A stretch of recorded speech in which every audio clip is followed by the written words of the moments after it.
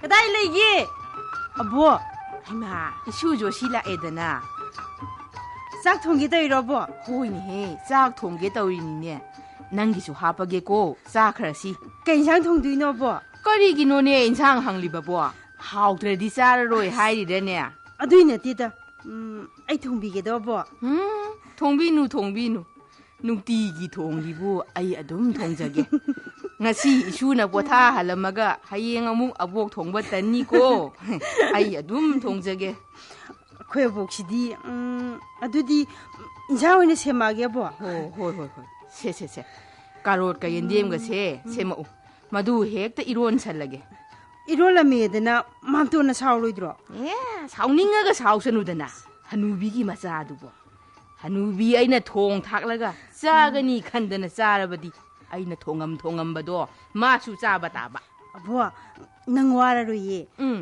khoi mamton gi ne nupi ma leire adugi imana ibu chatlu choidina tharaibani oi bema yaro oi abok tanjai magi nupi yengbaga mase maha chitragupta haiba laido onduna leirabani ama hai mana yadi ama amuk yenghani kainu ma hekta hai athum tawdana leirabani abok ne magi nupi hainabaga tanjai ko adobo hojiki nupi sidi ne khoi mamtona soidena maki pamni masaksu phajai lairiksu hai mina mama oijarage haibasinabu ngaklibani imaga aigana ne yam phawaduda aikhoigi mi oining man khraduna mamtonda pirasena khanabani aphaba haisidi aikhoigi oihobuna phaidena bo hai kadai dagi no ne kanagi macanu haiba mamingbu kari kaugen he josi aigi imanabi ne wangkhaidagi halamandi animak leikhidre mabung manama singi ne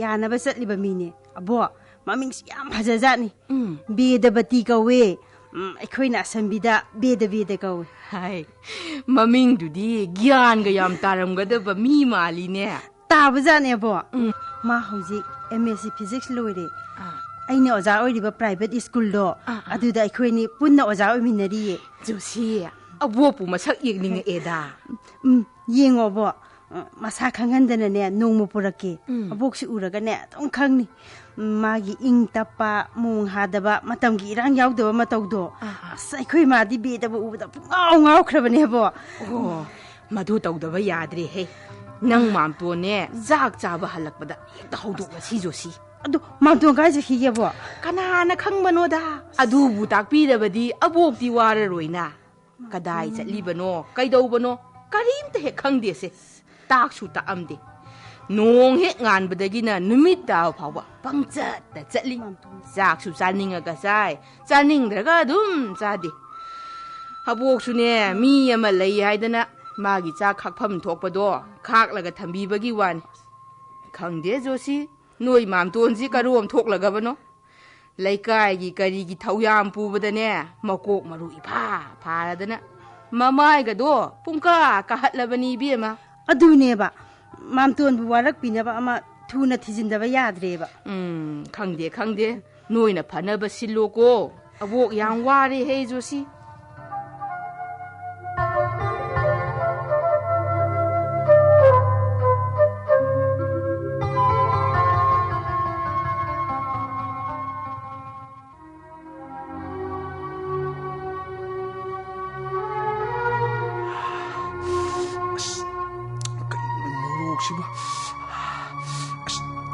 조시야, 조시. 맘돈, 걔 하게 맘돈. 그이는 인장시, 난 통으로 인장시야. 이거 맨날 저 인장시 또 빨리 들어버. 아이나 통이봐. 말이네 아이나. 거기 마기 이루온 것이디, 거기 마나가 빠면 모록시디. 모록도 나북 사오겠더라. 사오겠대. 얌하오래? 낭나 모록 자라가네 나북 사오겠바. 이만하네 모록 속자 핵자드나 사오겠바. 캐나드라. 하오라니? 아무 하오라담니. 맘또 얌 하오드라보. 하오래 빼면 얌 하오래? 이로라디 강호라 그놈도 뒤돌아 못는 너 좋아. ꯑꯗꯨ ꯃꯥꯝꯇꯣ ꯑꯕꯣꯛꯇ ꯁꯥꯎꯔꯒꯤ ꯀꯥꯟꯅꯅꯤ ꯃꯥꯝꯇꯣꯅ ꯆꯥꯅꯤꯡꯕ ꯃꯊꯦꯜ ꯊꯣꯡꯕ ꯍꯩꯕ ꯃꯤ ꯑꯃ ꯂꯩꯔꯦ ꯑꯝꯇ ꯌꯦꯡꯉꯣꯕ ꯑꯩ ꯄꯨꯔꯛꯀꯦꯕ ꯑꯉꯥꯡ ꯅꯪ ꯋꯥꯊꯤ ꯉꯥꯡꯅ ꯇꯥꯅꯤꯡꯗꯦꯀꯣ ꯃꯤ 우시답 잘하는 ꯃꯁꯤ ꯉꯥꯡꯁꯤ ꯀꯔꯤꯒꯤ ꯃꯤ 우시답ꯕꯅꯣꯅꯦ ꯁꯤꯕꯣ ꯐꯥꯒꯤ ꯅꯠꯇꯦ ꯃꯥꯝꯇꯣ ꯃꯁꯛ ꯌꯥꯝ ꯐꯖꯖꯥꯠꯅꯤ ꯄꯥꯝꯗ꯭ꯔꯁꯨ ꯌꯥꯏꯑꯕ ꯌꯦꯡꯗꯗꯤ ꯌꯦꯡꯉꯣꯕ ꯀꯣ ꯃꯥꯝꯇꯣ ꯌꯥꯝ ꯇꯥꯅꯤꯡꯗꯦ 조시 ꯌꯥꯝ ꯇꯥꯅꯤꯡꯗꯦꯀꯣ ꯅꯪꯁꯦ 이치에게 맞자니 아이기수 이샤 ꯑꯗꯨ ꯑꯣꯏꯔ ꯀꯩꯗꯧꯔꯒꯦ ꯃꯥꯝꯇꯣꯅ ꯌꯥꯝ ꯍꯟꯕꯁꯨ ꯅꯠꯇꯕꯗꯨꯕꯨ 영훈 무시 강자 ꯍꯧꯖꯤꯛꯇꯤ ꯍꯪꯒꯣꯏꯅꯕ ꯆꯠꯅꯗ꯭ꯔꯦ ꯃꯇꯝ ꯐꯠꯇ꯭ꯔꯕꯅꯤ나 ꯐ꯭ꯔꯦꯡ ꯑꯣꯏꯅꯗꯨꯅ ꯑꯃꯒ ꯇꯥꯟꯅꯕꯁꯨ ꯌꯥꯝ ꯐꯔꯕꯅꯤ ꯑꯗꯣ ꯋꯥꯔꯤ ꯑꯃꯇꯪ ꯁꯥꯟꯅꯧꯕ ꯃꯥꯏ ꯃꯑꯣꯡ ꯃꯇꯧꯗꯣ ꯌꯦꯡꯉꯒ ꯌꯥꯅꯤꯡꯕ꯭ꯔꯥꯅ ꯌꯦꯡꯉꯣꯕ ꯀꯣ ꯌꯦꯡꯉꯒ ꯑꯩꯅ ꯌꯥꯅꯤꯡꯗ꯭ꯔꯗꯤ ꯑꯗꯨꯁꯨ ꯀꯩꯁꯨ ꯀꯥꯏꯗꯦꯕ ꯌꯥꯅꯤꯡꯗ꯭ꯔꯦꯅ ꯑꯩꯅ ꯑꯃꯨꯛ ꯅꯨꯄꯤꯗꯨꯗ ꯍꯥꯏꯗꯣꯛꯀꯗꯣꯏꯕ ꯐꯝꯃꯤꯟꯅꯕ ꯁꯛ ꯈꯪꯅꯕꯕꯨ ꯀꯩ ꯀꯥꯏꯒꯦ ꯃꯥꯝꯇꯣ ꯃꯥꯝꯇꯣꯅ ꯑꯃꯨꯛ ꯍꯥꯏꯗꯣꯛꯂꯨꯗ꯭ꯔꯁꯨ ꯑꯗꯨꯗꯤ ꯃꯤꯠꯌꯦꯡꯅ ꯋꯥꯉꯥꯡꯅ ꯑꯗꯨꯝ ꯈꯪꯅꯗꯧꯕꯅꯤ 이마나비도 ꯌꯥꯝ ꯂꯥꯡꯕ ꯃꯤ ꯅꯠꯇꯦꯕ 맘돈데 ꯀꯩꯁꯨꯝ ꯍꯦꯟꯖꯤꯜꯂꯛꯑꯣꯏ ꯑꯉꯥꯡ ꯌꯥꯝ ꯍꯩꯔꯦꯅꯦ 시내랑 사버시나 오자 ꯑꯁꯦꯡꯕꯅꯦꯕ 맘돈ꯃꯁꯤ ꯉꯥꯡꯁꯤꯗꯤ 이마나비도 따생나 ꯐꯩꯌꯦꯕ ꯐꯕꯗꯨꯗ 이마ꯅꯦ ꯑꯕꯣꯛꯅꯦ ꯑꯩꯅꯦ ꯈꯟꯅꯔꯒ ꯑꯩꯈꯣꯏ ꯃꯤ ꯑꯣꯏꯅꯤꯡꯕꯩ ꯋꯥꯅꯦꯕ ꯌꯥꯝꯅ 조시나 하유수 하이버니 구만 시가 사라더니 마나 나코이 나진 나나우 따룩기 마능다 ꯅꯪꯗ ꯃꯉꯥꯏꯔꯦ ꯅꯌꯨꯝ ꯄꯥꯜꯍꯧꯗꯕ 이마나 khara kallingai mitna pharingai sidane nangi na thause ima pangthokpa pami yare nang khanglakani ko ima leitraba matungda ne nangi thabakta nayamba na tai masingsinane inthok insin taunarakani tu osini ma kedorga hojikti ima leiribani ne ima na nayamba singsida achangba sel makhaido khainaduna puthok hangani ꯅꯪ 조시나 하이리버세 야오고 이붕어 아두니 아이나 딸리세 호지 이마나 하이리두니 아이나 딸리세 아이 루홍나바이니 가는 시엔가 가이도 가진 떠우나 홍부도 어도 아이 얌 딸레바 카이더바 야브라네 카이바 따바니네 까나다 불라 부토 하이가도리바노 마코이다수 사우바 야디네 미수 마사 셈리니 이붕어 이마 아이 까나다수 사우디네 이마 아이 이사시 마틱 차드리 하이자바니 아이기다막 미 어토पदा वहनबसु अई पामदबा हो अई young तमतिक साखिगेबा हो मतिक तो कोना सारो होजिकने तौदबा याद्रबा इमासे पुंसी हलोय नंगोंदा लेरबनी को नंग यामना मुन्न खल्लुको खुमन हो इमाना सरगति ओइबा नमितुदने आइगा पुलब एक चमिन हर लोइरेसे हे दिबा मामतोन मसी नंगिदमक्तनिने हे इमाना हिंगलिबसे ꯅꯪ ꯃꯗꯨ ꯈꯪꯗꯦꯅꯦ ꯍꯩꯃꯥ ꯏꯃꯥꯒꯤꯗꯃꯛꯇꯅꯤꯅꯦ ꯏꯃꯥ ꯑꯩꯅ ꯍꯤꯡꯉꯤꯁꯤꯁꯨ ꯑꯩꯅ ꯌꯨꯝꯗ ꯍꯟꯖꯤꯜꯂꯛꯏꯁꯦ ꯏꯃꯥ ꯂꯩꯔꯤꯅ ꯍꯟꯖꯤꯜꯂꯛꯏꯅꯤ ꯏꯃꯥ ꯂꯩꯇ꯭ꯔꯗꯤ ꯑꯩ ꯍꯟꯖꯤꯜꯂꯛꯇ꯭ꯔꯁꯨ ꯌꯥꯔꯕꯅꯤ ꯃꯥꯝꯇꯣ ꯑꯗꯨꯃꯥꯏꯅ ꯑꯕꯣꯛꯇ ꯖꯥꯖꯥꯠ ꯉꯥꯡꯕꯤꯅꯨ ꯅꯣꯏ ꯅꯕꯣꯛꯅ ꯑꯩꯉꯣꯟꯗ ꯖꯥꯖꯥꯠ ꯉꯥꯡꯉꯤꯁꯤꯗꯤ ꯌꯥꯕ꯭ꯔꯥ ꯑꯁꯤꯗꯤ ꯌꯥꯕ꯭ꯔꯣ ꯉꯥꯏꯈꯣꯅꯦ ꯃꯥꯝꯇꯣ ꯑꯩꯈꯣꯏꯅꯤꯅ ꯅꯍꯥꯟ ꯊꯥꯖ ꯀꯧꯕꯤ ꯑꯃ ꯌꯦꯡꯍꯜꯂꯤ ꯍꯥꯏꯗꯨꯗꯤ ꯀꯝꯗꯧꯈ꯭ꯔꯒꯦ ꯀꯗꯥꯏꯗꯩꯅꯣꯗ ꯑꯗꯨꯁꯨ ꯂꯩꯆꯤꯟ ꯅꯣꯡꯐꯥ ꯏꯊꯥꯡ ꯊꯥꯡꯕ ꯊꯥꯖ ꯑꯣꯏꯅ ꯇꯧꯏꯗ ꯃꯤ ꯁꯤꯊꯕ ꯌꯥꯝ ꯀꯟꯖꯅꯨ ꯅꯥꯇꯩ ꯆꯥꯖꯔꯣꯏ ꯃꯥꯝꯇꯣ ꯐꯥꯒꯤ ꯅꯠꯇꯦꯀꯣ ꯈꯨꯃꯟ 이마ꯗ ꯌꯦꯡ 이마ꯁꯦ ꯇꯁꯦꯡꯅ ꯑꯍꯟ ꯑꯣꯏꯁꯤꯜꯂꯕꯅꯤꯅꯦ 이붕어 이마 ꯀꯨꯏꯅ ꯄꯨꯟꯁꯤꯅꯤ ꯊꯥꯖꯗ꯭ꯔꯦ ꯊꯣꯛꯄꯅꯤꯗ ꯀꯣ 이마 ꯅꯄꯥꯕꯨꯡꯅ ꯊꯝꯕꯤꯔꯝꯕ ꯁꯥꯒꯩꯒꯤ ꯑꯣꯏꯕ ꯄꯣꯠ ꯀꯌꯥ ꯑꯃ ꯇꯥꯕꯨꯅꯨꯡꯗ ꯂꯩꯔꯤ ꯑꯃꯨꯛ ꯍꯧꯔꯛꯑꯦꯅꯦ ꯑꯗꯨꯒꯅꯦ ꯏꯆꯥꯒꯤ ꯏꯃꯧ ꯂꯥꯛꯂꯒ 이마ꯅ ꯄꯤꯒꯦ ꯈꯟꯅ ꯊꯝꯖꯕ ꯄꯣꯠ ꯀꯌꯥ ꯑꯃꯁꯨ ꯂꯩꯔꯤ ꯅꯪꯅ ꯅꯌꯨꯝ ꯄꯥꯜꯂꯒ 이자가 이모가다 신나닝에 이마 신나닝에고 그만 그래도도이노 이마 빠붕기 파이좀 세가이바 이마기 마파나비 세가이바 싱두부 까나나 밤비도이노미 세도파 카우자우니 사나 카우자우니 하유 로우प리 अदुगनी दुकान प्लॉट अदुगनी हायु मिना पामदोबा कदाइदिगी फिमन जिंगदुबो कुमन्ना नंग अदुमना इमादा करेमनगनुको नतिनी इमा इसे करेमनबगी वा नतिनी इमाना पिबिनिंगिबा सिनबिनिंगिबा पोचिंदो लेदिबा नचानमो उहुम मरिसिदि सिनबदि याद्राबा मकोइदसु पीबा याबा पीखरेना मसिना इसा अतोनबगी इमौ अतोनबिदो अदुदा पीगे सिनगे खना थमलिबनी थमलिबा आइगिदि यारे इमा इयामसिंग इसेसिंग इतेमसिंगदा दम सिनबिग्रो आई सौतु यारे या फै आइसु नंगना हाइबा इल्लोइको इल्लोइ हाइबा इमा ममाना हाइबा इंदबा मचानाबु कयाम फदोइनो फरोये नंग फरोइको मामतो अबुकी साउगिना जखरी साउख्रसनु जोसे सिनत्रदि सुम हेंजलकदोइनी अबुकी वाखलदु फजद्रो मामतो इबुबोक अबोकी मंजुनरबा फिजियोल सिंबु ꯌꯥꯝ ꯊꯧꯑꯣꯏꯗꯕꯗꯤ ꯇꯧꯕꯤꯅꯨ ꯃꯜꯂꯕ ꯐꯤꯁꯤꯡꯁꯦ ꯑꯩꯈꯣꯏꯅ ꯏꯀꯥꯏ ꯈꯨꯝꯅꯕ ꯄꯨꯟꯁꯤꯗ ꯌꯥꯝ ꯗꯔꯀꯥꯔ ꯂꯩ ꯄꯨꯝꯅꯃꯛꯇꯣ ꯑꯩ ꯌꯥꯝ ꯃꯨꯟꯅ ꯈꯪꯕ ꯃꯤꯅꯤꯅꯦ ꯖꯣꯁꯤ ꯑꯩ ꯌꯥꯝ ꯃꯨꯟꯅ ꯈꯪꯉꯦ ꯑꯩꯅ ꯏꯃꯥꯕꯨ ꯊꯑꯣꯏꯅ ꯁꯥꯎꯍꯜꯂꯤꯕꯅꯤ ꯑꯕꯣꯛꯁꯦ ꯃꯊ꯭ꯋꯥꯏ ꯅꯨꯡꯉꯥꯏꯔꯝꯃꯔꯣꯏꯌꯦ ꯑꯗꯨꯃꯥꯡꯇꯣ ꯀꯩꯗꯧꯉꯩꯅꯣꯃ ꯏꯃꯥꯟꯅꯕꯤꯗꯣ ꯈꯪꯅꯔꯣꯀꯣ ꯖꯣꯁꯤ ꯅꯃꯥꯟꯅꯕꯤꯗꯣ ꯀꯌꯥꯔꯛꯇꯤ ꯆꯦꯜꯂꯨꯔꯦ ꯍꯥ ꯅꯨꯄꯥ ꯀꯌꯥꯒ ꯅꯨꯡꯁꯤꯅꯔꯦ ꯍꯥꯏꯒꯦꯕ ꯃꯥꯡꯇꯣ ꯏꯃꯥꯟꯅꯕꯤꯗꯣ ꯅꯨꯄꯥ ꯑꯝꯇ ꯈꯪꯅꯔꯛꯇ꯭ꯔꯤꯕꯤ ꯅꯨꯡꯁꯤꯅꯕ ꯀꯔꯤꯅꯣ ꯈꯪꯗ꯭ꯔꯤꯕꯤꯅꯤ ꯃꯥꯡꯇꯣꯟꯒꯤ ꯋꯥꯍꯩꯗꯣ ꯑꯩ ꯇꯁꯦꯡꯅ ꯅꯨꯡꯉꯥꯏꯇꯦ ꯅꯠꯇꯦ ꯃꯁꯛꯁꯨ ꯐꯖꯩ ꯍꯥꯏꯔꯦ ꯅꯨꯄꯥꯁꯨ ꯑꯝꯇ ꯅꯨꯡꯁꯤꯅꯔꯛꯇ꯭ꯔꯤ ꯍꯥꯏꯔꯦ ꯑꯗꯨꯏꯗꯤ ꯑꯁꯣꯏꯕ ꯑꯃ ꯂꯩꯔꯝꯃꯣꯏꯗ꯭ꯔꯣ ꯀꯩꯗꯧꯕꯩ ꯁꯣꯏꯗꯣꯏꯕ ꯄꯨꯟꯁꯤꯕꯨ ꯀꯤꯌꯥꯔ ꯂꯧꯖꯗꯨꯅ ꯃꯍꯩ ꯃꯁꯤꯡ ꯇꯝꯂꯤꯉꯩ ꯃꯇꯝ ꯆꯥꯗ꯭ꯔꯤ ꯈꯟꯗꯨꯅ ꯃꯁꯥꯅ ꯃꯁꯥꯕꯨ ꯉꯥꯛ ꯁꯦꯟꯖꯔꯛꯄ ꯃꯤꯅꯤꯅꯦ ꯏꯕꯨꯡꯉꯣ ꯑꯗꯨꯒ ꯍꯧꯖꯤꯛꯅ ꯀꯔꯝꯍꯥꯏꯅ ꯏꯔꯥꯏ ꯂꯥꯏꯅ ꯑꯩꯒ ꯈꯪꯅꯕꯗ ꯌꯥꯔꯛꯏꯕ ꯍꯣ ꯃꯁꯥ ꯈꯪꯍꯟꯖꯗ꯭ꯔꯤꯌꯦ ꯏꯕꯨꯡꯉꯣ ꯁꯨꯝ ꯌꯦꯡꯉꯣ ꯍꯥꯏꯕꯒꯤ ꯋꯥꯅꯤ ꯃꯥꯝꯇꯣꯟꯗꯤ ꯋꯥ ꯌꯥꯝ ꯄꯦꯠꯄꯅꯤꯅꯅꯦ ꯃꯥꯝꯇꯣꯟꯅ ꯌꯥꯔꯀꯥꯟꯗ ꯍꯥꯏꯅꯒꯦ ꯇꯧꯕ ꯀꯅꯥꯅ ꯈꯪꯕꯅꯣ ꯃꯥꯝꯇꯣꯟ ꯑꯗꯨꯛ ꯌꯥꯝ ꯆꯥꯎꯊꯣꯛꯏꯗோ ꯍꯌꯦꯡ ꯕꯦꯗꯅ ꯑꯃꯨꯛ ꯌꯥꯕꯤꯔꯛꯇꯕꯁꯨ ꯑꯗꯨꯗꯤ ꯃꯥꯅ ꯑꯩ ꯄꯥꯝꯗ꯭ꯔꯗꯤ ꯑꯩ ꯌꯥꯝ ꯏꯀꯥꯏꯅꯤꯕꯨ ꯑꯩ ꯌꯦꯡꯕ ꯇꯜꯂꯦꯕ ꯑꯃ ꯇꯣꯛꯑꯁꯤ ꯃꯥꯝꯇꯣꯟꯅ ꯃꯔꯩ ꯌꯥꯝ ꯇꯧꯔꯤꯁꯤꯕꯨ ꯃꯤ ꯌꯥꯝ ꯊꯥꯖꯗꯕꯩ ꯋꯥꯔꯣ ꯅꯠꯇ꯭ꯔꯒ ꯑꯦꯡꯒꯦꯖꯃꯦꯟ ꯄꯥꯝꯗꯕꯩ ꯋꯥꯔꯕ ꯃꯤꯁꯨ ꯊꯥꯖꯗꯦ ꯑꯦꯡꯒꯦꯖꯃꯦꯟꯁꯨ ꯄꯥꯝꯗꯦ ꯃꯤꯕꯨ ꯌꯥꯝ ꯊꯥꯖꯕ ꯉꯝꯗ꯭ꯔꯤꯕ ꯑꯩꯈꯣꯏ ꯃꯥꯝꯇꯣꯟꯁꯦ ꯑꯃꯣꯠꯄ ꯂꯝꯕꯤ ꯑꯃꯗ ꯈꯔ ꯆꯠꯂꯨꯔꯦ ꯅꯠꯇ꯭ꯔꯣ ꯑꯉꯥꯡ ꯅꯪ ꯌꯥꯝ ꯈꯪꯕꯩ ꯋꯥꯔꯣ ꯍꯥ ꯅꯪ ꯌꯥꯝ ꯈꯪꯕꯩ ꯋꯥꯔꯣ ꯑꯣꯖꯥ ꯆꯩꯍꯜꯂꯛꯀꯅꯨ ꯃꯥꯝꯇꯣꯟ ꯃꯁꯤ ꯑꯣꯖꯥꯁꯤꯗꯤ ꯁꯨꯝ ꯈꯟꯅꯁꯦ ꯑꯆꯨꯝꯕ ꯄꯨꯊꯣꯛꯁꯦꯕ ꯀꯅꯥꯕꯨꯅꯣ ꯀꯔꯝꯕ ꯃꯤꯑꯣꯏꯕꯅꯣꯕ ꯃꯥꯝꯇꯣꯟꯅ ꯊꯥꯖꯔꯤꯁꯤꯕꯨ ꯂꯝꯕꯤ ꯁꯣꯔꯣꯛꯇꯒ ꯊꯦꯡꯅꯕ ꯂꯛꯅꯔꯨꯕꯗꯒ ꯇꯥꯞ ꯇꯥꯞ ꯑꯣꯛꯇꯨꯅ ꯈꯨꯝꯂꯛꯄ ꯑꯆꯥꯕ ꯑꯍꯥꯕꯁꯤꯡꯗꯨ ꯄꯥꯝꯕꯩ ꯋꯥꯔꯕ ꯖꯣꯁꯤ ꯑꯦꯡꯒꯦꯖꯃꯦꯟ ꯇꯧꯔꯦ ꯍꯥꯏꯗꯨꯅ ꯁꯛꯈꯪꯅꯗ꯭ꯔꯤꯕ ꯑꯅꯤ ꯍꯦꯛꯇ ꯃꯦꯔꯦꯖ ꯇꯧ ꯍꯥꯏꯕ ꯅꯠꯇꯦ ꯑꯦꯡꯒꯦꯖ ꯇꯧꯔꯤꯕ ꯑꯅꯤꯗꯣ ꯎꯅꯗꯨꯅ ꯁꯛ ꯈꯪꯅꯗꯨꯅ ꯃꯇꯝ ꯈꯔ ꯌꯦꯡꯕ ꯇꯥꯕꯅꯤ ꯌꯥꯅꯔꯦ ꯌꯥꯅꯗ꯭ꯔꯦ ꯑꯗꯨꯈꯛ ꯎꯅꯕꯗ ꯌꯥꯅꯗ꯭ꯔꯒ ꯀꯌꯥꯃꯨꯛ ꯃꯩꯁꯥ ꯈꯥꯡꯗꯧꯔꯤꯕ ꯑꯣꯖꯥꯅꯤꯅꯦ ꯀꯌꯥꯃꯨꯛ ꯏꯀꯥꯏꯗꯧꯔꯤꯅꯣꯕ ꯌꯦꯡꯅꯕ ꯇꯥꯕꯅꯤ ꯈꯪꯅꯕ ꯇꯥꯕꯅꯤ ꯄꯨꯟꯁꯤꯒꯤ ꯂꯩꯃꯤꯟꯅꯒꯗꯕ ꯃꯤꯕꯨ ꯃꯑꯣꯡ ꯃꯇꯧ ꯈꯪꯗꯅ ꯍꯦꯛꯇ ꯂꯩꯃꯤꯟꯅꯕ ꯌꯥꯕ꯭ꯔꯅꯦ ꯃꯥꯝꯇꯣ ꯑꯩ ꯅꯣꯡꯃ ꯄꯨꯔꯛꯑꯒꯦꯀꯣ ꯑꯩ ꯆꯠꯂꯦ ꯃꯥꯝꯇꯣ ꯑꯩ ꯆꯠꯂꯦ ꯉꯥꯏꯈꯣ ꯖꯣꯁꯤ ꯉꯥꯏꯈꯣꯅꯦ ꯄꯨꯔꯛꯀꯅꯨꯀꯣ ꯄꯨꯖꯔꯛꯀꯅꯨ ꯑꯉꯥꯡꯗ ꯄꯔꯥ ꯇꯥꯛꯄꯗꯧꯅ ꯑꯩꯉꯣꯟꯗꯒ ꯇꯥꯛꯑꯗꯅ ꯃꯁꯤ ꯑꯣꯖꯥ ꯑꯉꯥꯡꯁꯤꯗꯤ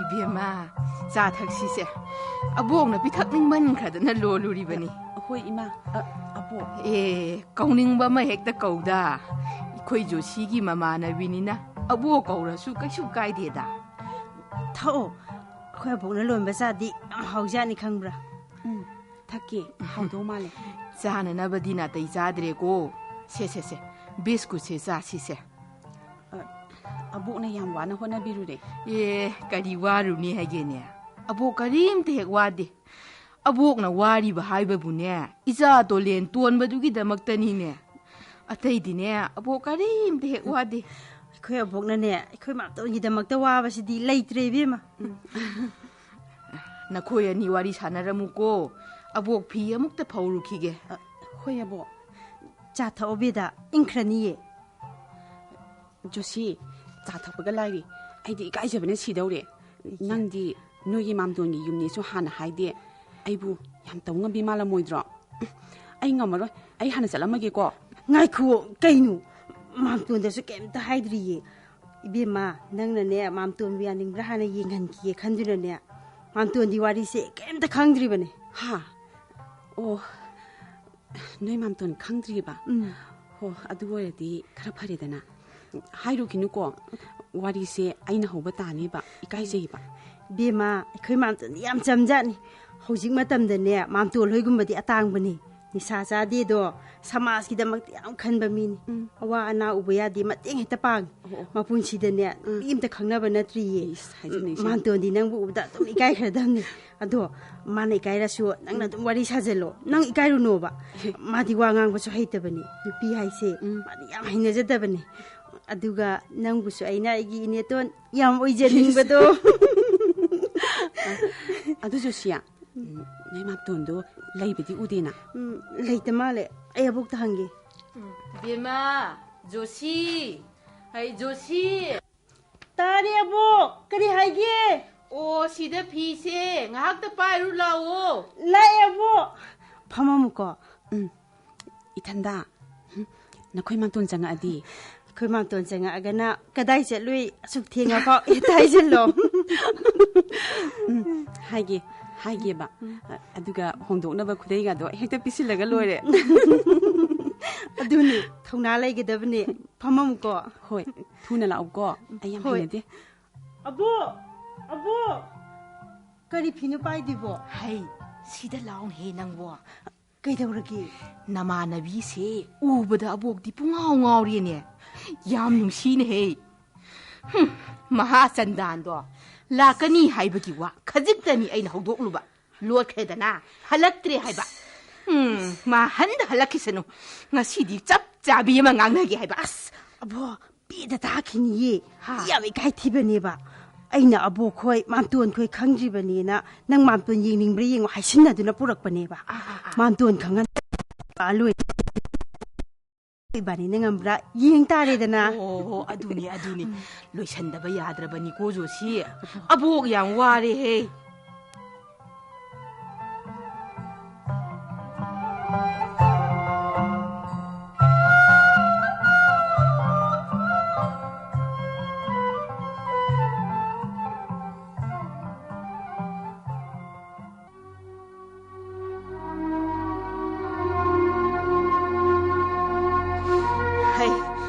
Tawnu nang mido angang masa maksu nati midu ikai rang moidro kadui kai doi ba mangonda wari haidri haidane hujosina haigera hairoira la adi la edana kadau la inegi ikai banangi na laksa natro ya mi bune mamal aduk yaudana nganganu mi machado mamal yam bajani ho aduna bu aiga mapa chanadre mamal yaudo bai khoidi sum lejerege mamal yamba moidi mamal yamba tibigrona haibi ya doi mana pai nang ai khoina haibase yaningdraga yaningde seng hayo kaino toisna nang yaba ngamaroidra kaino ma ha nang yaba ngamarodro hayo kaino ingona hayo aba ingona mu songsel leisibo haigese hayo haigeba ma ai ngamoi bigi machado ma thoinu mai kira ima hoina silido handopio nang ngamaroi ko khumana asengmani ma ai ngamoi phare adudi ima haidokhrage ko haidokpi groi ma adudi ne nangna pamba nangna khangnajaba ama yam thuna porakpa taba yumsida ko ma jatina da bor su yam natro luhongbada pesa tingdana ba search to ina cha tharage da idi ma jatina gera tinaroira nupi ama hekta ima yai ko ima yare he nang da yum le phawroi haibagi ima na pakhat pa as kamu hore ha ama ani sigi manungda nang ima gi khutta imau sinaga da ima ngamdraga ne ima na haibase nang inba taba as unthok pani da ko ima as unthok pani da ko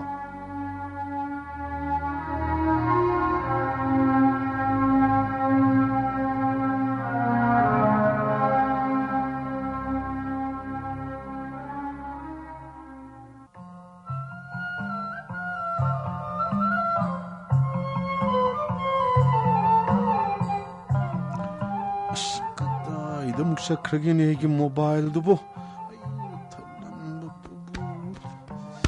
slitini ima krai dum ima ai mobile ubro sai de thanam bani da ai mangning mangjere sun kon thirege joshi du ung lak tuni de yum jidi ung to problem to thohong no toge kana ro yang to thoge 라오 장오 아이 라이드는 시디야 그나 놈 여기 있으나 이 토호르게 하이마 만또 까지 뛰노 아이 타바마 살루겐 또봐 나이쿠 아이 또로 방에나 나레레 이니 시대사 시에데나 능 짜호로 아이 타밤 레라바 까나나 가 셈비 뛰노 야로 시 낭시디 시엠부는 꼭 레로 야줘 아두 세막드레바 만또 이마나비세 강나오 마이 머밍냐 베데버티 아이코이나 선비다 베데 가웨 호이 베다 아이코이 만토네 머밍 쿰반 강나오 팜세. 야니? 베다 파모바. 호이, 팜기바. ꯅꯪ ꯃꯥꯝꯇꯣꯟꯒ ꯋꯥꯔꯤ ꯁꯥꯔꯝꯃꯣ ꯑꯩ ꯆꯥꯛꯁꯪꯗꯅꯦ ꯉꯥꯁꯦ ꯑꯕꯣꯛꯇ ꯑꯃꯨꯛꯇ ꯄꯤꯔꯨꯈꯤꯒꯦ ꯀꯣ ꯍꯣꯏ ꯃꯁꯤ ꯑꯉꯥꯡꯁꯤꯗꯤ ꯑꯩꯈꯣꯏ ꯖꯣꯁꯤꯁꯦ ꯑꯩꯒꯤ 이치 한기 맞자니? ꯈꯪꯉꯤ. 에, 로이는 강어봐. 로이나 하이도이라 카라디 좀 강해. 조시기 맘돈 오이라수 아이디 다쿠만 하이나 좀 câu 게고. câu. 다다디 하우지까지 또 비리게. 비데게 와항도니세. 아이는 러와이 삼가세 짭짭 중이시. 낭나 인gonda madu wahangdo hangakane se aidi ngasai khangram. 마시디 좀나 강나 자나바 마원에 좀 항바니 프로페션두다 얌나 인터레스트 럭키버디 나테다 쯤이다 항범 톡바니 아이 까리 떠우리예시 아두부 마시기 파콩 피나바 짭짭바 아이기 아빠나바 프로페션 아마디 호지 파워 레이트리 아이 얌까나 체리 종이 호너리인 하이타르 페샤디 캬 팡다바 아두디 까리 타박노 칸디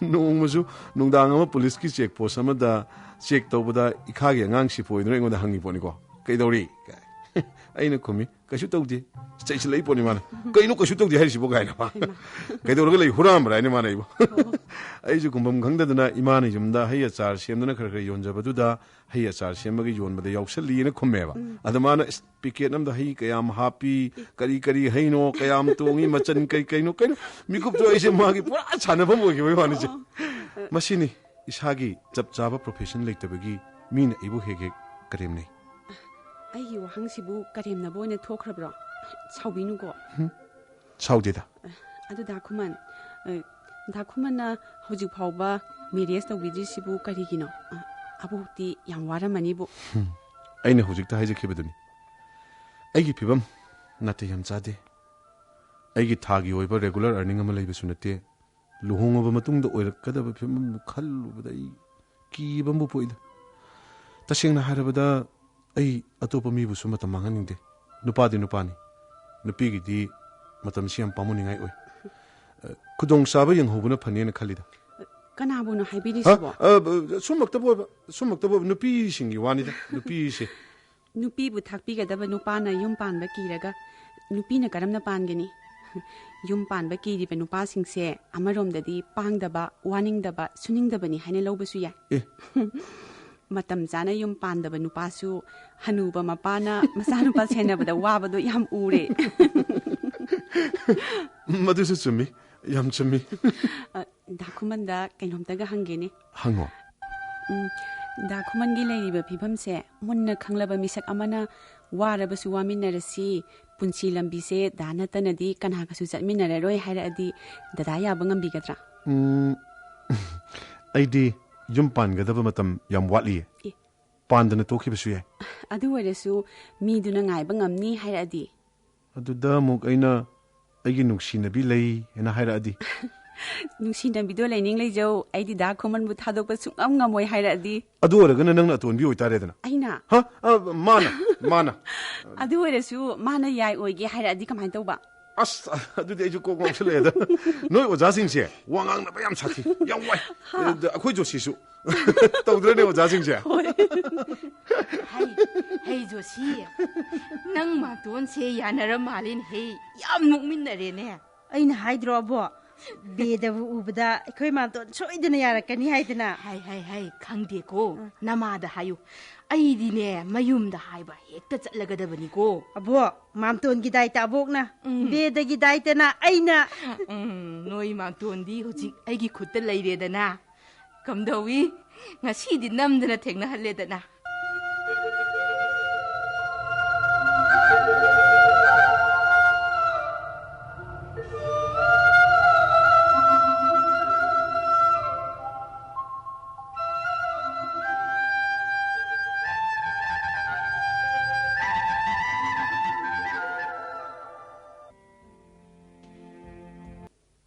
ꯑꯀꯤꯕ ꯑꯃ ꯐꯥꯎꯔꯛꯑꯕ ꯃꯁꯤꯅ ꯇꯨꯡꯗ ꯅꯪꯉꯣꯟꯗ ꯀꯗꯥꯏ ꯐꯥꯎꯕ ꯁꯣꯛꯂꯛꯀꯅꯤ ꯍꯥꯏꯕꯗꯨꯗꯤ ꯏꯃꯥ ꯍꯣꯏꯅꯗꯤ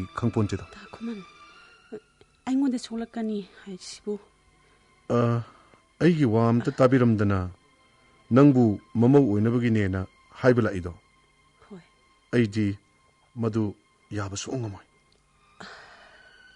ꯋꯥꯍꯩꯁꯤꯡꯗꯣ ꯄꯨꯛꯅꯤꯡ ꯌꯥꯝ ꯅꯨꯡꯁꯤꯅꯤꯡꯉꯥꯏꯅꯤ ꯑꯩꯁꯨ ꯈꯪꯉꯤ ꯀꯌꯥ ꯈꯟꯕꯤꯗꯕ ꯃꯤꯗ ꯍꯥꯏꯅꯤꯡꯕ ꯋꯥ ꯄꯨꯝꯕ ꯂꯥꯏꯅ ꯍꯥꯏꯕ ꯉꯝꯃꯤ ꯍꯥꯏꯕ ꯑꯗꯨꯕꯨ ꯏꯃꯥꯕꯨ ꯑꯩꯒꯤ ꯃꯥꯡꯒꯣꯜ ꯀꯥꯔꯛꯇ꯭ꯔꯤꯉꯩ ꯈꯥꯝꯕꯤꯕ ꯉꯝꯕꯤꯍꯧꯗ꯭ꯔꯕ꯭ꯔꯥ ꯗꯥꯈꯨꯃꯟ ꯕꯦꯗꯥ ꯑꯩꯒꯤ ꯋꯥꯍꯩꯁꯤꯡꯁꯤ ꯀꯜꯂꯦ ꯍꯥꯏꯕ ꯑꯩ ꯈꯪꯉꯤ ꯑꯩꯕꯨ ꯉꯥꯛꯄꯤꯌꯨ ꯑꯩꯈꯣꯏꯅꯤ ꯁꯨꯃꯥꯏꯅ ꯁꯦꯡꯗꯣꯛꯅꯍꯧꯗ꯭ꯔꯗꯤ ꯃꯇꯨꯡꯗ ꯆꯌꯦꯠꯅꯕ ꯌꯥꯝ ꯂꯥꯛꯀꯗꯧꯕ ꯂꯩꯔꯕ ꯑꯗꯨꯅꯅꯦ ꯑꯩꯅ ꯅꯉꯣꯟꯗ ꯁꯦꯡꯗꯣꯛꯆꯔꯤꯁꯤ ꯁꯦꯡꯗꯣꯛꯄ ꯑꯩꯒꯤ ꯅꯨꯡꯁꯤꯅꯕꯤ ꯑꯃ ꯂꯩ ꯀꯔꯤ ꯅꯨꯡꯁꯤꯅꯕꯤ ꯃꯍꯥꯛꯇꯨ ꯅꯪꯒ ꯆꯥꯡꯗꯝꯅꯕꯗ ꯍꯤꯔꯝ ꯈꯨꯗꯤꯡꯃꯛꯇ ꯌꯥꯝ ꯁꯣꯊꯔꯕꯤꯅꯤ ꯃꯥꯒꯤꯅꯤ ꯍꯥꯏꯕꯗ ꯍꯟꯅ ꯌꯦꯡꯕꯗ ꯀꯅꯥꯝꯇ ꯂꯩꯖꯗ꯭ꯔꯕꯤꯅꯤ ꯌꯥꯝ ꯇꯣꯜꯂꯕ ꯃꯤꯁꯛ ꯑꯃꯅꯤ ꯈꯨꯡꯒꯪꯗꯒꯤꯅꯤ ꯃꯥꯒ ꯑꯩꯒ ꯈꯪꯅꯔꯛꯄ ꯆꯍꯤ 8 ꯁꯨꯔꯦ ꯃꯃꯥ ꯃꯄꯥ ꯉꯟꯇꯥ ꯀꯥꯏꯅꯈꯤꯕꯅ ꯃꯈꯥꯗ ꯂꯩꯔꯤꯕ ꯃꯧꯄꯥ ꯃꯔꯤꯗꯨ ꯁꯦꯝꯅꯅꯕ ꯍꯣꯠꯅꯕꯗ ꯃꯥ ꯃꯤꯀꯨꯞ ꯑꯃꯠꯇꯁꯨ ꯄꯣꯊꯥꯕ ꯐꯪꯖꯗ꯭ꯔꯕꯤꯅꯤ ꯃꯥꯒꯤꯗꯃꯛ ꯑꯍꯟꯁꯤꯡꯅ ꯊꯝꯕꯤꯔꯝꯕ ꯑꯆꯧꯕ ꯏꯪꯈꯣꯜꯗꯨꯗꯒꯤ ꯃꯇꯝ ꯃꯇꯝꯒꯤ ꯏꯟꯁꯥꯡ ꯄꯨꯊꯣꯛꯇꯨꯅ ꯃꯥꯅ ꯃꯅꯥꯎꯁꯤꯡꯕꯨ ꯋꯥꯅ ꯁꯦꯝꯃꯤ ꯃꯥ ꯌꯥꯝ ꯄꯪꯖꯕꯤꯅꯤ ꯑꯩꯒꯤ ꯂꯝꯖꯤꯡ ꯂꯝꯇꯥꯛ ꯃꯈꯥꯗ ꯃꯥꯒꯤ ꯄꯨꯟꯁꯤꯗꯨ ꯍꯤꯡꯂꯤ ꯃꯥꯒꯤ ꯈꯣꯡꯊꯥꯡ ꯈꯨꯗꯤꯡ ꯃꯤꯀꯨꯞ ꯈꯨꯗꯤꯡ ꯑꯩꯒꯤ ꯄꯥꯎꯇꯥꯛꯇꯕꯨ ꯂꯧꯔꯤ ꯑꯩ ꯁꯤꯕꯨ ꯃꯥꯅ ꯃꯥꯒꯤ ꯏꯁꯣꯔꯅꯦꯅ ꯈꯜꯂꯤ I'm sorry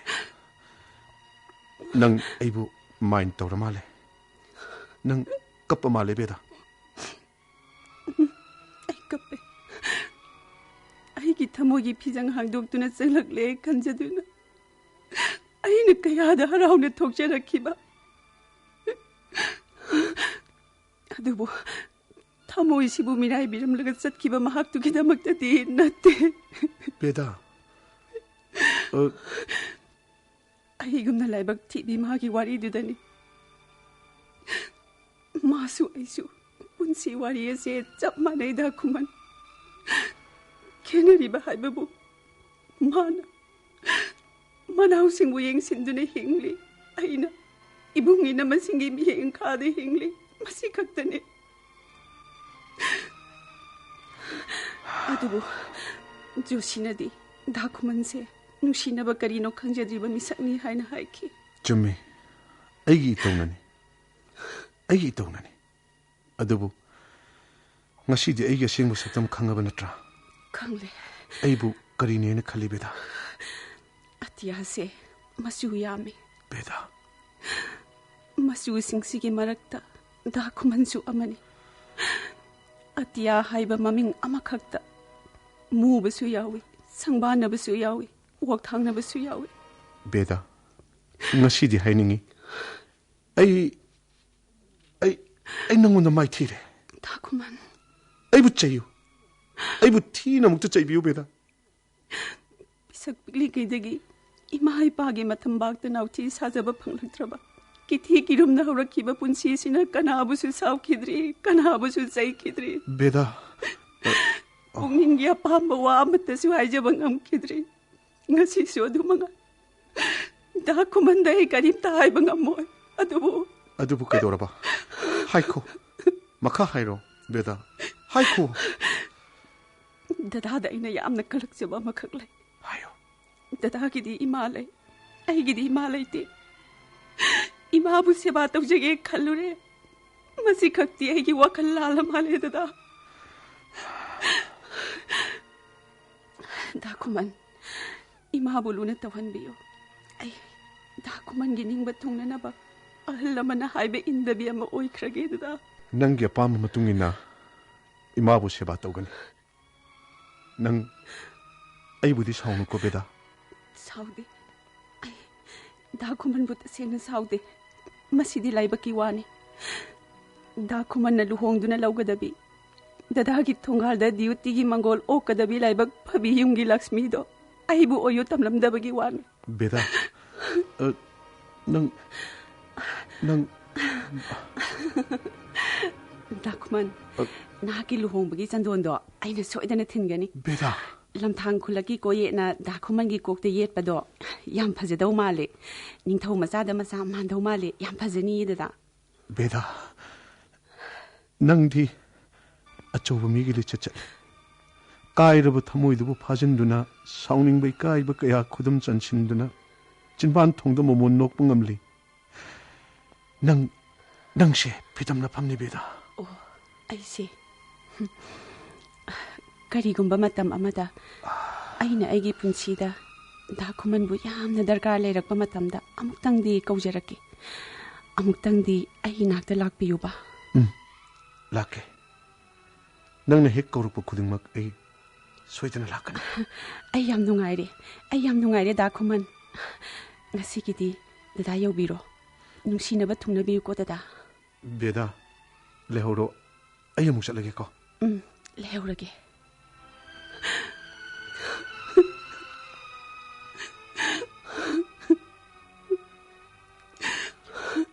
ꯀꯔꯤ ꯍꯥꯏꯔꯝꯃꯤꯅꯣ ꯀꯔꯤꯒꯤꯅꯣ ꯅꯃꯤꯠꯇꯨꯅ ꯅꯄꯤꯇꯅ ꯄꯤꯛ ꯊꯜꯂꯤꯕꯗꯤ ꯖꯣꯁꯤ ꯂꯨꯔꯕ ꯑꯩꯒꯤ ꯊꯃꯣꯏꯒꯤ ꯏꯄꯥꯛꯁꯤ ꯎꯕꯗ 이카우 랑나 탁락에 칸나 꿈락리 보이닝 루레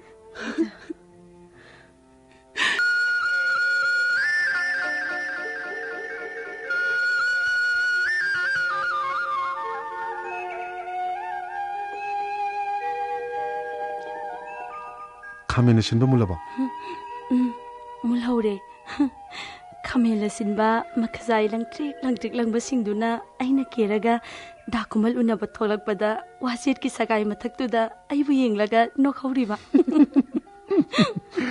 카메는 신바가 론 파우너브로 하이시바 파우네 누티기 마콩 숑두나 이싱사이두나 와리 사네 아이코 안강신기 스쿨기 피도 그만 떠그래 카라디 티그래 카라디 톨레 시 파샬루시 시시누티도 럭실라게को 파실로 카메는 신바 요라가 싱비니다 나코니 낭기 카메는 신바시부 까얌 타리노마 लौपरी अमगी जगह मुक्ति चाउनी आसा दोने खंद्रेदा अचौबा लंपाक लेदना लंपा अचौबदो अदु मुक चाउब्रा चावे खामेन सिनबन मुनबदो अयम यंगनी चांगलुसिदना येंगो नोपासिंगदुना इबु फुगेना हाइरोइद्रो ए दाखुमनबु कनाना फुदोइबा दाखुमनना अहिदमक पांगबिरिबा मतें कयासे अइना इपासिंगदुदा लोइना लिथोइ मपी मपा लेजद्रबा अयमदि इपासिंगी अमत्ता ngairaba ishordi दाखुमननि उमा खोंथांग खुदिंग थबक खुदिंग दाखुमनगी लमजिंग मखादनि अइना होनरिसि उमा नंग चोकथबा यादे अंगांसिंगना फरगा नंग वाबा फदोइनि दाखुमन अवनबा पुंछि म पोरकदबनि ngasi भिक्षारी हयेंसु भिखारी हाइबदु यादे ngasi चकनिबा हयेंना निंग थौरेल हाइबा वाखंदना मांग थारगा एखोइ हिंगदबनि दाखुमन तंथरबा अंगांसिंगबु नंगना तेकटलनगदबनि मोइना लाइरिक पाबा लोइद्रि फावबु नंग मोइबु संगदबनि अइना पीबा मतमदु फाव अंगांसिंगबु लाइरिक पाहनगदबनि मोइना तुमनिंगकु मतमदा अतै लेत्रसु इसिंगदंग ओरसु पिथकपियो पहले मै लेत्रबसु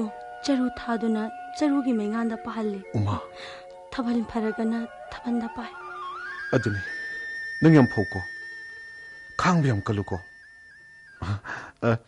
अइना पीखिबा योंसाक पांबिसिंगदु लेसाबी फाद्रिबो लेसाबी कबक कबक फाउरे पांदौ क्याम वाली जानो चही अमानी मुक लेरादी पालानिदा योंसाक पांबी यांखैदो लोइना हिंगबा निफुतरे मुक हिंगे अहुम अमदी सीख्रे दोइदी योंसाक पांबी अमदि योंसाक से क्याम पाले लिसिंग मुक पाले खन्याब्रा लिसिंग अमन पाले खलोनेको दोइदी योंसाक अमद लुपा अनि अनि दंग पारसेबा अदुदी योंसाक पांबी अमद लुपा लिसिंग अनि लेरें खलो योंसाक पांबी निफुतरे 47 into 2000 वाह सही अमद 1 लाख ति लेरे हे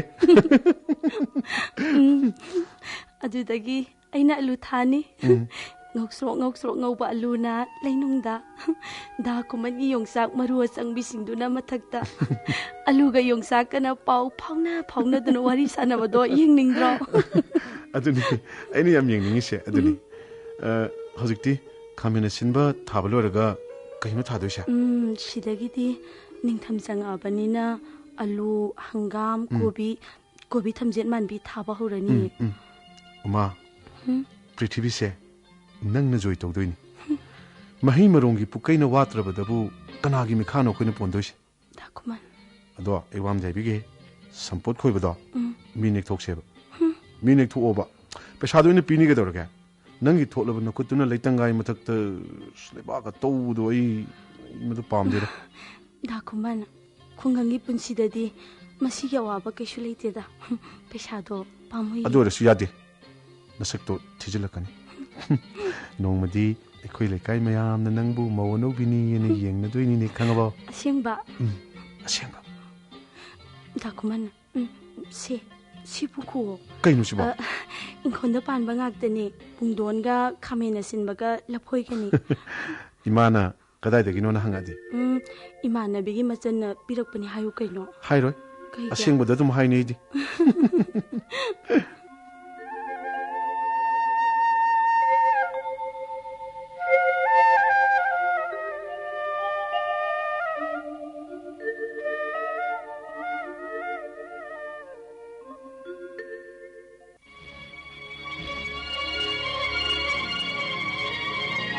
아이네. 나코이 맘돈기 와 아무 하나 따닝데. 조시 마기 와 하우돌라노. 아이나 하이세 아무것도 따고 그이더라기 아보. 나띠네. 미기 마자 누비두부 마나 꺾토가 하이도 아미두부. 마 아이부 핫파 나트로. 하. 마 아이부 쿨라이 야우드나 핫파니 하이바. 파이. 마나 사마룩 하이독라바수 아이나 리싱락 하이바 sakkan. 비에다 아이기 이모 숙소이소이드나 오이가니네. 아보. 맘또나 비에다부 ꯄꯥꯝꯗꯕꯒꯤ 와 ꯅꯠꯇꯤꯌꯦ. ꯑꯩꯈꯣꯏ ꯃꯥꯝꯇꯣꯟꯒꯤ ꯅꯨꯡꯁꯤꯅꯖꯕꯤ ꯑꯃ ꯂꯩꯔꯝꯃꯦ ꯍꯥꯏꯕꯅꯦ. ꯍꯥ. ꯅꯣꯏ ꯃꯥꯝꯇꯣꯟꯒꯤꯕꯣ? ꯍꯣꯏ, ꯑꯁꯦꯡꯕꯅꯦ ꯑꯕꯣ. ꯃꯥꯝꯇꯣꯟꯒꯤ ꯌꯥꯝ ꯆꯝꯕ ꯃꯇꯧꯁꯤꯗ ꯃꯥꯒꯤ ꯈꯪꯅꯖꯕꯤ ꯂꯩꯔꯝꯒꯅꯤ ꯍꯥꯏꯕꯁꯦ ꯑꯩꯈꯣꯏꯅ ꯊꯥꯖꯔꯨꯗ꯭ꯔꯦꯗꯅ. ꯃꯥꯝꯇꯣꯟꯕꯨ ꯃꯨꯟꯅ ꯊꯤꯒꯠꯍꯧꯗꯕꯅ ꯃꯥꯝꯇꯣꯟꯅ ꯕꯦꯗꯗ ꯏꯔꯥꯏ ꯂꯥꯏꯅ ꯍꯥꯏꯗꯣꯛꯑꯝꯃꯤ. ꯕꯦꯗꯗꯤ ꯏꯀꯥꯏꯕꯅ ꯁꯤꯔꯕꯅꯦ ꯑꯕꯣ. ꯑꯩ ꯊꯥꯖꯗꯦ. 마기 누시나비 레라가 마나 이코이다 하나 하이디버나 가리기. 하. 마나 마윰 빤바 딴바다기 하이독람리바 오이리니. 나트라가네. 마나 강나리바 누피도 주고 와짜다바 누피 오이리니. 나띠에 아보.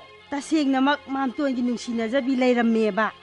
누피도 콩강다기니 하이. 마밍나 우마가 웨예. 얌나 라이라비 부빵 슈드라비. 먹파 마리부 마나 마마 마파 삭투나 욕리 하이. ꯏꯪꯈꯣꯜ ꯀꯣꯏꯗꯨꯅ ꯏꯃꯨꯡ ꯃꯅꯨꯡꯒꯤ ꯃꯧꯄ꯭ꯋꯥꯁꯤꯡꯒꯤ ꯂꯥꯏꯔꯤꯛ ꯇꯝꯅꯕꯒꯤꯗꯃꯛ ꯌꯥꯝꯅ ꯀꯟꯅ ꯍꯣꯠꯅꯗꯨꯅ ꯍꯤꯡꯂꯤꯕꯅꯤ ꯍꯥꯏꯌꯦ.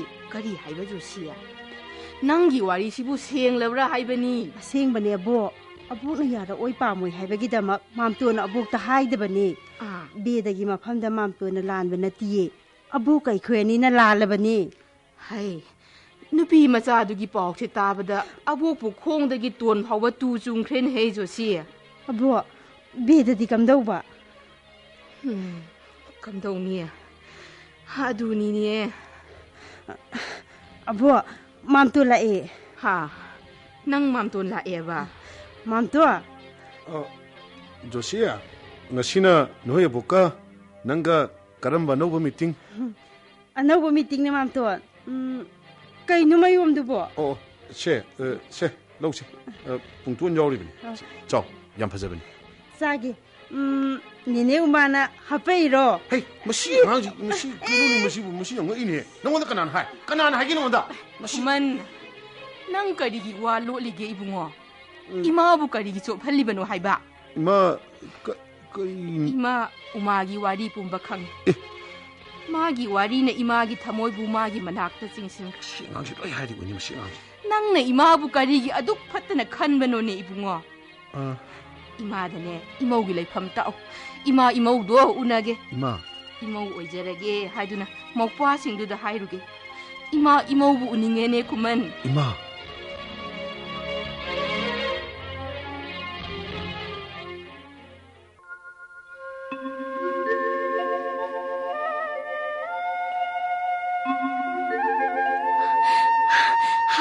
kari haiba dakuman aigum labi to labi hanna yengbada kana leitrabi khungang ningo lamabu 이마는 ꯃꯃꯧ ꯑꯣꯏꯖꯔꯒꯦ ꯍꯥꯏꯗꯨꯅ ꯍꯥꯏꯕ ꯂꯥꯛꯅꯤ ꯍꯥꯏꯕ. ꯂꯥꯛꯇꯣꯏꯅꯤ. 이마도 다쿠만기 이마니 하이바다 ꯌꯥꯝ ꯄꯛꯆꯩ. 우마. ꯑꯗꯨꯗ ꯑꯩꯒꯤ ꯌꯨꯝꯂꯩ ꯀꯩꯔꯩꯁꯤꯗ 이카ꯏꯖꯩ ꯂꯥꯛꯍꯟꯒꯅꯨꯕ 다쿠만. 와리 뿜바 이마는 로인 칸가버니. 하. 칸가버 칸다니 라케 하리세. 라카누가 하리 하이로디 이마는 능부 소이드는 와로니. 항치체 소이드는 라카니 하이버니. 능 닝치는 레르무고. 하이마 아두디 아이디 까마인 떠우니. ngang na sakna na ba han su amta leite isagi ni na ai na halaman singdu da haiba sat pasu yami kai je ai nga moida lakhan ga no ba da khuman kaino anjing yodu su yai iman nangbu ni bala ka dawrise nangi no pa mari dudani khangaba moida nang na hana wari du phajina saramo ke dawru imana ipa singdu da masi ai bu mama wai jarage haiduna ni bala ka dawri ꯑꯩꯅ ꯌꯨꯝ ꯊꯥꯗꯣꯛꯇꯨꯅ ꯆꯠꯈ꯭ꯔꯒ ꯏꯄ꯭ꯋꯥꯁꯤꯡꯅ ꯀꯝꯗꯧꯍꯧꯕ ꯄꯥꯎ ꯑꯁꯤꯕꯨ ꯇꯥꯕꯗ ꯏꯄ꯭ꯋꯥꯁꯤꯡꯅ ꯍꯔꯥꯎꯒꯗ꯭ꯔꯥ ꯅꯠꯇ꯭ꯔꯒ ꯀꯞꯀꯗ꯭ꯔꯥ ꯗꯥꯀꯨꯃꯟ ꯁꯦ ꯀꯩꯅꯣ ꯇꯧꯏꯗꯨꯕꯣ ꯃꯣꯏꯒꯤꯗꯃꯛ ꯑꯩꯈꯣꯏꯅꯤ ꯂꯩꯔꯤꯁꯤꯗꯤ ꯍꯥ ꯍꯦꯔꯥ ꯈꯔ ꯂꯩꯔꯒ ꯏꯃꯥꯒ ꯄꯨꯟꯅ ꯅꯣꯏꯗ ꯏꯪꯈꯣꯜ ꯀꯣꯏꯗꯨꯅ ꯄꯨꯂꯞ ꯂꯩꯃꯤꯟꯅꯔ ꯂꯣꯏꯔꯗꯨꯕꯨ ꯗꯥꯀꯨꯃꯟ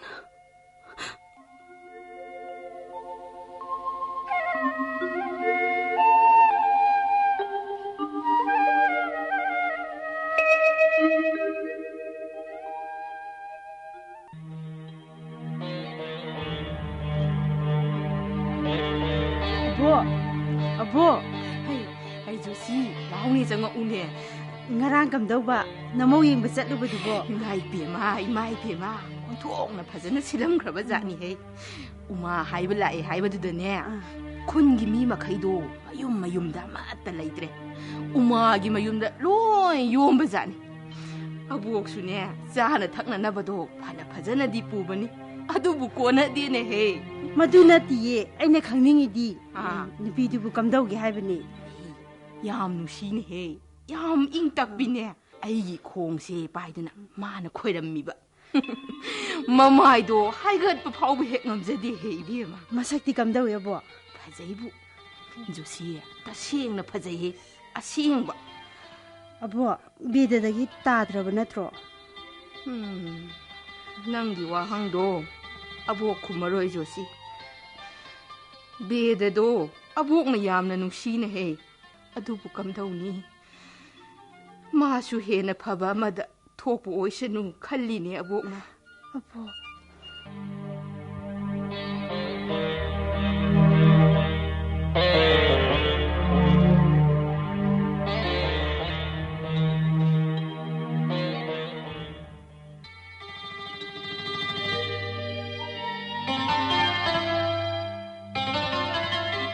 ꯀꯩꯗꯧꯔꯦ ꯅꯃꯥꯏ ꯅꯃꯤꯠꯀꯥꯗꯨ ꯉꯥꯡꯁꯪ ꯉꯥꯡꯅ ꯊꯣꯔꯛꯏꯗꯤ ꯅꯨꯡꯁꯥ ꯃꯔꯛꯇ ꯈꯥꯃꯦꯟ ꯑꯁꯤꯟꯕꯤ ꯍꯦꯛꯂꯨꯕꯒꯤꯅꯤ ꯅꯍꯥꯟ ꯑꯩꯈꯣꯏ ꯃꯥꯒ ꯎꯅꯔꯦꯀꯣ ꯎꯅꯔꯦ ꯏꯃꯥ ꯂꯥꯛꯑꯝꯕ ꯅꯨꯃꯤꯠꯇꯣ ꯑꯩꯒꯤ ꯏꯃꯥ ꯕꯕꯥꯕꯨ ꯅꯤꯡꯁꯤꯡꯉꯛꯇꯨꯅ ꯍꯥꯏꯐꯝ ꯈꯪꯗꯅ ꯀꯞꯈꯤ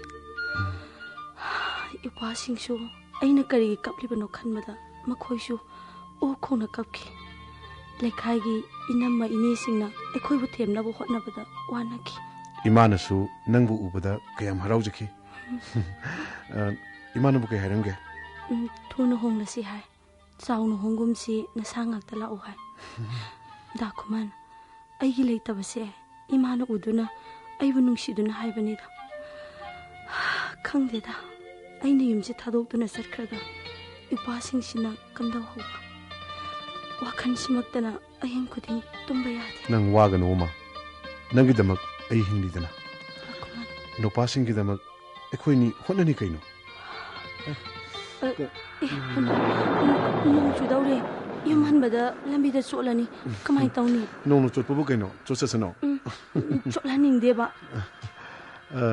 ꯐꯔꯦꯅꯦ ꯆꯠꯂꯒꯦꯅꯦ ꯆꯠꯂꯣ ꯗꯥꯀꯨꯃꯟ ꯀꯩꯅꯣ ꯑꯃꯨꯛꯇ ꯉꯥꯏꯈꯨꯋꯣ ꯀꯩꯅꯣ ꯀꯩꯅꯣꯝꯇ ꯍꯪꯍꯧꯈꯤꯒꯦ ꯀꯩꯅꯣ ꯍꯪꯉꯣꯁꯦ ꯅꯣꯡ ꯇꯥꯔꯅꯤ ꯗꯥꯀꯨꯃꯟ ꯀꯔꯤꯒꯨꯝꯕ ꯃꯇꯝꯗ ꯑꯊꯦꯡꯕ ꯑꯍꯤꯡꯗ ꯅꯠꯇ꯭ꯔꯒ ꯑꯉꯟꯕ ꯑꯌꯨꯛꯇ ꯅꯣꯡꯗꯣ ꯂꯤꯛꯂꯥꯅ ꯗꯥꯀꯨꯃꯟꯒꯤ ꯍꯛꯆꯥꯡꯗ ꯇꯥꯔꯛꯈꯤꯕ ꯌꯥꯎꯕ꯭ꯔꯥ ꯌꯥꯎꯈꯤ Mado, ay hipirangde. Uma. Ay nawaraba matamda da kuman buning singduna hek kapki. Uma. Amaga hangene. Karigumba matamda asikpa mafamda da kuman na natham tapamlingayda nungsit ki sahumna da kuman da kangan kiba laibra. Adusu laigre. Madusu aina da kuman bu ninglakpa matamda malangda ipaw sen kibani. Uma. Ngasigi nangi wahangsingsi artha yamna lay. Da kuman. Ay punchigi kauraro. Nong ta dore chalo nong sila eba ado ayeng ay manta bazar da khamena sin ba thadok la kani nong la adi khamena sin ba singdo loi patlani han kroba da kuman ay su khamela sin ba singdo amukte hi ukhi ke ba ko Lehoro. Chalage ay hayeng bus parking da ngairamage ko. hoi da kuman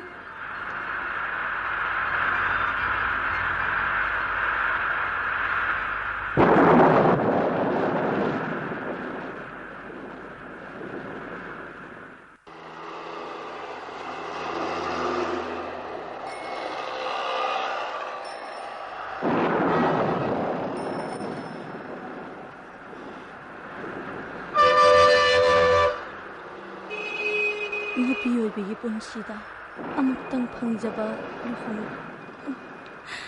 madugi sumatakta matam kuinadagi ningjarpa da kuman ga luhong ngasidi ahi wakalse lang singmai thana sa iba jingtrau pambisa nakhoisu kumgi nongjuga sanari heiril ture nangsu kumgi nongju lakpada harauduna launa khona chelibra lamhang thanna sangtrik sangliba hanau pambisa nangsu kumgi nongju lakpada harauna jagoi saribra natraga harau mathoi marakta aigumna ipasingi damat nakhoisu awaba leibra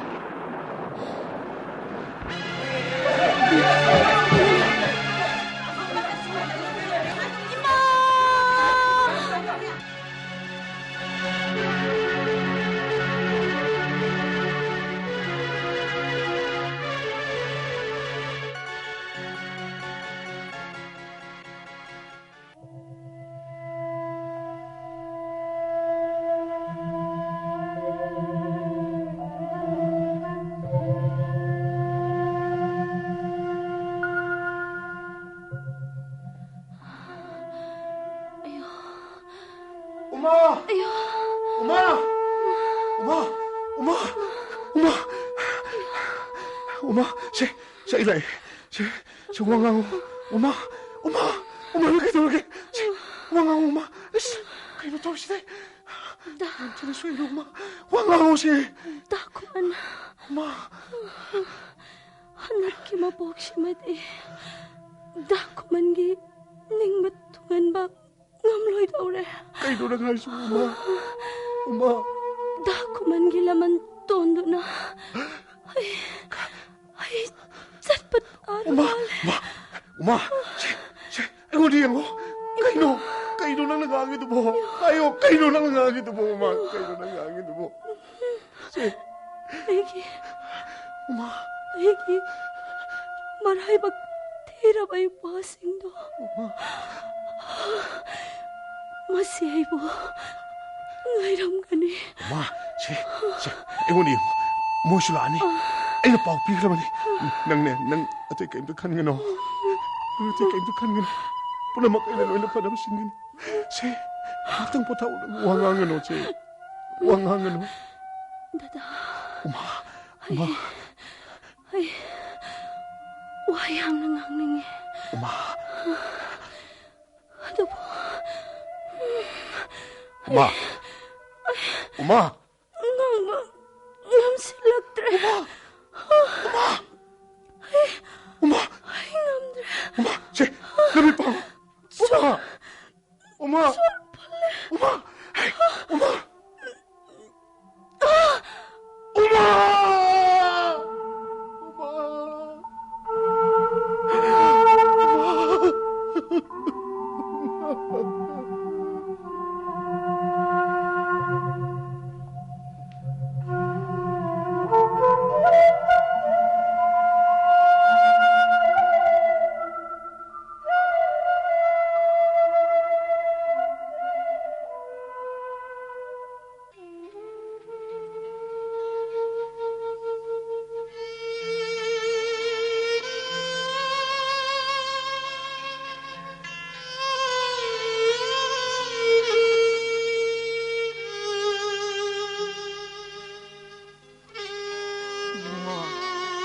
다쿠만, 까리노 낭나 떠오리버시보. 낭나 아돔나 라이라가 이마부 까리 오유 하이버노. 라오. 자 가직당 자시다. lamhangsida natomda sum leiribasibu kariginone nangbo la oni himagi bungo nangbo nungsitsi yam kalline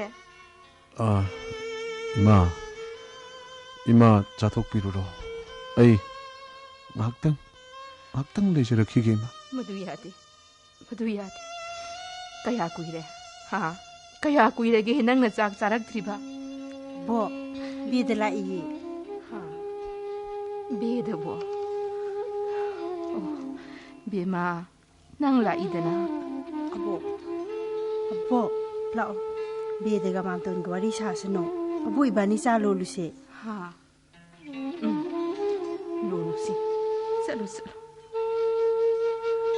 wari saramo beda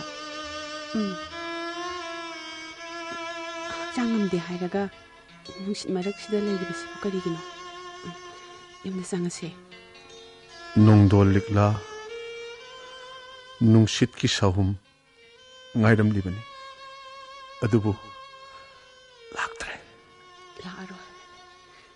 laaro dabadu ngairu bagi kana basu leiraro adubu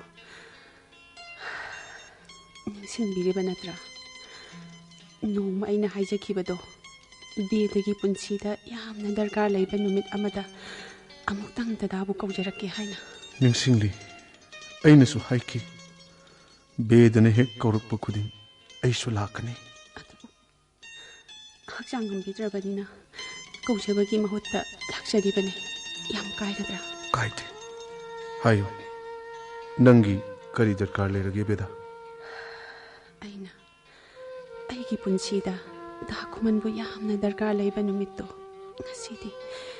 ngasidi oire khanjai बेदा खोंफमसे इशागी ओइजबा अपामबगी दमक चंगसिलकपसु नते दाखुमन्ना चादा थक्तना चतखिबा अमगी दमक पुंसी मांगहलबदी महाकना सिनाबिरंबा मौपा मरिदुदी कनाना यंगसिन बिहोगनी दाखुमन बेदा नंग